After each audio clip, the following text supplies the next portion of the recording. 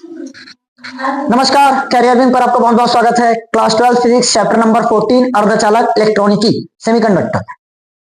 2-3 theory बस और बचा, उसके बाद ये चैप्टर फिनिश है। अभी 2 ही दिन पहले स्टार्ट हुआ ना, खत्म भी हो गया। देखो टॉपिक का नाम नहीं लिखा ना मैं, पीएन संधि डायोड बनाएंगे। पीएन संधि डायोड, पीएन संधि डायोड, पीएन संधि डायोड। देखना ध्यान से, जब पी प्रकार के अर्धचालक और एन प्रकार का अर्धचालक, हमने पी टाइप अर्धचालक और एन टाइप अर्धचालक पढ़ा ना, तो वही समझेंगे। टाइप का मतलब प्रकार। जब पी टाइप अर्धचालक और एन टाइप अर्धचालक को एक विशेष विधि द्वारा, जिसे क्या कहते हैं, डोपिंग, अगर हम उस विधि से जोड़ दें, दोनों को क्या कर दें, जोड़ दें, तो जो संयोजन मिलेगा उसे ही क्या कहेंगे, पीएन संधि डायोड। समझ में आया? पी टाइप और एन टाइप अर्धचालक को विशेष विधि द्वारा, जिसे डोपिंग कहते हैं, अगर दोनों उसी विधि से क्या कर दे, संयुक्त कर दे, मतलब जोड़ दे, संयोजन कर दे, तो इस संयोजन को ही क्या कहते हैं, पीएन संधि डायोड। समझ में आया?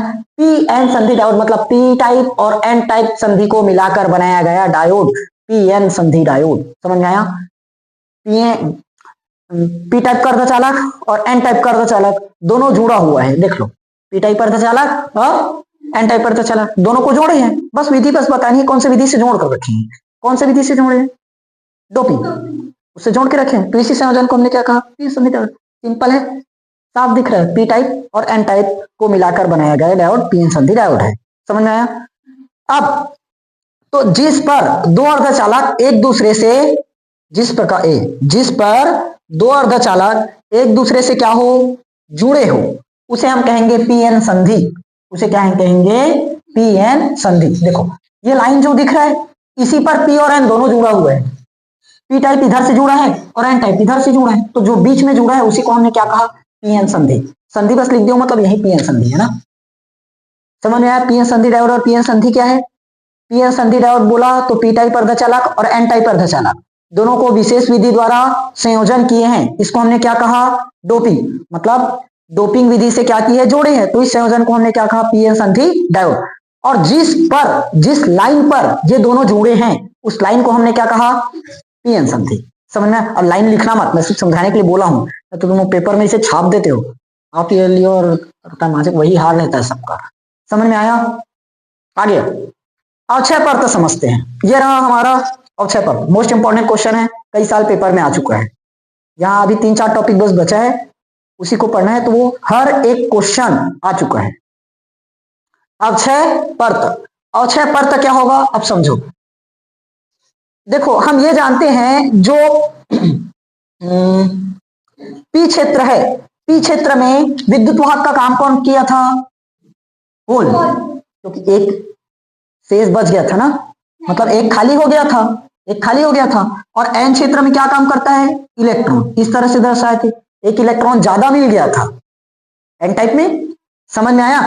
तो ये कौन सा है, पी टाइप, और ये कौन सा है, एन टाइप। तो पी क्षेत्र में, पी टाइप में होल का काम विद्युत वाहक का, मतलब विद्युत वाहक का काम होल का, और एन टाइप में विद्युत वाहक का काम इलेक्ट्रॉन का। यहां होल और यहां इलेक्ट्रॉन रहता है। अब देखो हमने क्या बना दिया, पीएन संधि डायोड। तो जब पीएन संधि डायोड बनाया जाता है, जब पीएन संधि डायोड बनाया जाता है, तो पी क्षेत्र से होल किधर जाएगा, एन क्षेत्र की ओर। पी क्षेत्र से होल किधर जाएगा, एन क्षेत्र। यहां मैं समझाता हूं एक बार ना, छोटा सा बनाकर। देखो ये हमारा हो गया पी और ये एन। पी क्षेत्र में मौजूद कौन है, होल, एन क्षेत्र में मौजूद कौन है, इलेक्ट्रॉन। तो जब हमने पीएन संधि डायोड बनाया, जब हमने पीएन संधि डायोड बनाया, तो पी क्षेत्र से होल किधर गया, एन क्षेत्र की ओर। किधर आया, एन क्षेत्र की ओर। और एन क्षेत्र से इलेक्ट्रॉन किधर आया, पी क्षेत्र की ओर। समझ में आया? पी क्षेत्र से होल किधर गए, एन क्षेत्र में, और एन क्षेत्र से इलेक्ट्रॉन किधर आया, पी क्षेत्र में। तो बताओ दोनों एक दूसरे की ओर इस तरह से चलेंगे, दोनों एक दूसरे की ओर इस तरह से चलेंगे, तो कहीं ना कहीं पर टकराएंगे कि नहीं, टकराएंगे ना। तो साफ है, यहां पर होल और यहां पर इलेक्ट्रॉन, मतलब इधर से कौन गया, होल, इधर से कौन गया, होल, इधर से कौन आया, इलेक्ट्रॉन, इधर से इलेक्ट्रॉन, तो दोनों क्या होंगे, आपस में टकरा जाएंगे, और टकराने के बाद क्या कर देंगे एक दूसरे को, नष्ट, एक दूसरे को क्या कर देंगे, नष्ट, जिसके कारण क्या हो जाएगी, एक पतली परत उत्पन्न हो जाएगी, जिसके कारण एक पतली परत उत्पन्न हो जाएगी, कहां, संधि के दोनों ओर, संधि के दोनों ओर क्या उत्पन्न हो जाती है, एक पतली परत, जिसे इस टूटी टूटी रेखा से, हाँ गुड, इसी परत को हम क्या कहते हैं, अवक्षय परत। बताओ यहां इलेक्ट्रॉन रहेगा क्या, होल रहेगा क्या, क्योंकि दोनों एक दूसरे को क्या कर चुके, समझ में आया थ्योरी, क्लियर हुआ। अभी सामने और आएगा ना, अभी तो अवक्षय परत समझे, रोधिका विभव बचा है, एक का पहले बताएंगे उसके बाद दूसरा बताएंगे, साफ है, चाहे उसको बताओ या इसको बताओ।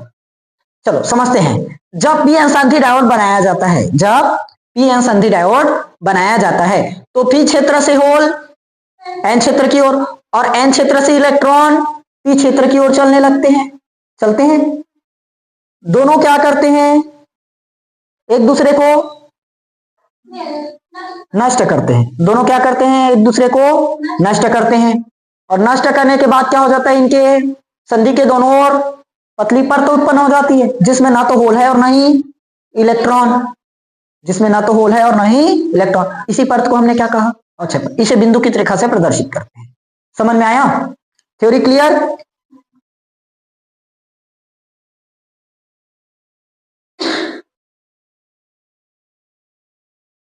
और कुछ इधर रोधिका विभव बताऊं, बताओगे ना इसका थ्योरी, चलो चलो तुम लोग एक बार बोलो, चलो समझ तो आ गया ना आप, अवक्षय परत क्लियर है, बस इतना याद रखना, पी क्षेत्र में होल है, एन क्षेत्र में इलेक्ट्रॉन है, दोनों एक दूसरे की विपरीत दिशा में गमन करेंगे, मतलब पी क्षेत्र से होल एन क्षेत्र की ओर चले जाएगा और इसका इलेक्ट्रॉन इधर आ जाएगा, दोनों एक दूसरे को नष्ट कर देंगे, तो एक परत बन जाएगा अवक्षय परत, ना तो होल है और ना ही इलेक्ट्रॉन, खत्म अवक्षय परत, क्या दिक्कत था इसमें।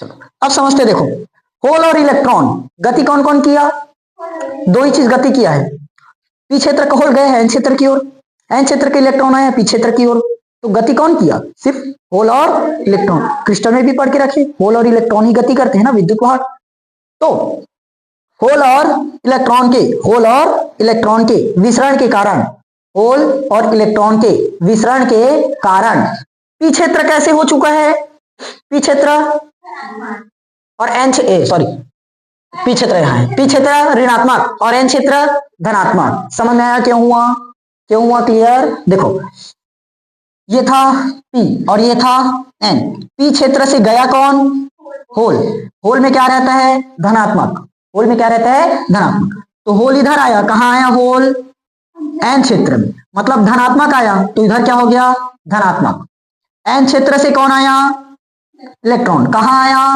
P क्षेत्र में, इलेक्ट्रॉन का मतलब ऋणात्मक, इलेक्ट्रॉन का मतलब ऋणात्मक, तो यहां से कौन आया, ऋणात्मक, तो ये क्षेत्र कैसे हो गया, ऋणात्मक, ये क्षेत्र कैसे हो गया, धनात्मक, देखो इसीलिए ये दोनों चीज बनाया गया है, समझ में आया, ये जो दर्शाए हैं ये अवक्षय परत के लिए और ये दर्शाए हैं रोधिका विभव के लिए, क्लियर। ये तो दोनों क्यों बनाया करके मत समझना, ये होल है, होल किसको बताया, शुरुआत वाले का, मतलब पी क्षेत्र में कौन है, होल, होल गया किधर, एन क्षेत्र की ओर, अब होल और इलेक्ट्रॉन गति किया ना, होल और इलेक्ट्रॉन क्या किया, गति किया, तो गति करने के कारण, होल और इलेक्ट्रॉन के विसरण के कारण यहां से होल गया यहां पहुंच गया, तो वो प्लस बन जाता है क्योंकि होल प्लस है, यहां से कौन गति किया, इलेक्ट्रॉन, तो ये रहा इलेक्ट्रॉन इधर आया है इसलिए माइनस है, समझ में आया, इसीलिए दोनों चीज दर्शाए, क्लियर हुआ यहां तक।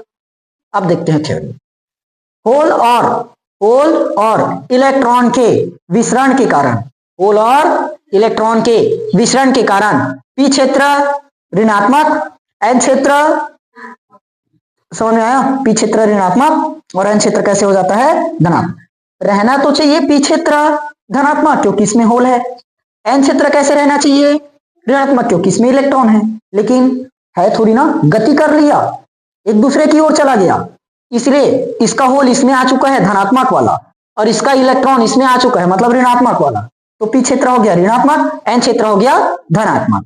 समझ में आया? इसी कारण से दोनों के मध्य क्या उत्पन्न हो जाएगा? एक इलेक्ट्रिक फील्ड, विद्युत क्षेत्र। इसीलिए दोनों के मध्य क्या उत्पन्न हो जाता है? विद्युत क्षेत्र। समझ में आया? क्योंकि अपोजिट हो गया पूरा, इसीलिए दोनों के मध्य क्या उत्पन्न हो जाता है? विद्युत क्षेत्र। और यह विद्युत क्षेत्र इस प्रकार होता है कि मानो कि कोई काल्पनिक बैटरी का ऋण सिरा पी क्षेत्र से और धन सिरा एन क्षेत्र से जुड़ा हो। ये विद्युत क्षेत्र इस प्रकार होता है कि मानो किसी काल्पनिक बैटरी का ऋण सिरा पी क्षेत्र से और धन सिरा एन क्षेत्र से जुड़ा हो। समझ में आया? पी क्षेत्र और एन क्षेत्र से जुड़ा हो। यहां तक क्लियर? ठीक। अब उसके बाद देखो, यहां तक तो समझ गए। अब विद्युत क्षेत्र स्थापित हो चुका है, तो इसी विद्युत क्षेत्र के कारण क्या उत्पन्न हो जाएगा? विभवांतर। विद्युत क्षेत्र के कारण क्या उत्पन्न हो जाएगा? विभवांतर। इसी को हमने क्या कहा? रोधिका विभव। समझ में आया? क्योंकि विद्युत क्षेत्र उत्पन्न हो रहा है तो साफ है विभवांतर उत्पन्न हो गई। क्लियर हुआ? थ्योरी समझ में आया? चलो शुरुआत से देखें। होल और इलेक्ट्रॉन के विसरण के कारण पी क्षेत्र कैसे हो गया? ऋणात्मक। एन क्षेत्र कैसे हो गया? धनात्मक। इसीलिए दोनों के मध्य क्या स्थापित हो जाता है? विद्युत क्षेत्र। दोनों के मध्य क्या स्थापित हो जाएगा? विद्युत क्षेत्र। और यह विद्युत क्षेत्र इस प्रकार होता है कि मानो कोई काल्पनिक बैटरी का ऋण सिरा विद्युत क्षेत्र के के पी क्षेत्र से और धन सिरा एन क्षेत्र से जुड़ा है। यहां तक क्लियर? दोनों क्षेत्रों के मध्य क्या उत्पन्न हुआ है? विद्युत क्षेत्र। इसी विद्युत क्षेत्र के कारण क्या उत्पन्न हो गया? विभवांतर। उसी को हमने क्या कहा? रोधिका विभव या प्राचीर विभव। समझ में आया? रोधिका विभव या फिर प्राचीर विभव। क्लियर हुआ? दोनों का थ्योरी समझ में आया? बस इतना ही थ्योरी लिखना रहता है इसमें, और 3 नंबर हाथ में, लेकिन पढ़े रहोगे तब हाथ में रहेगा।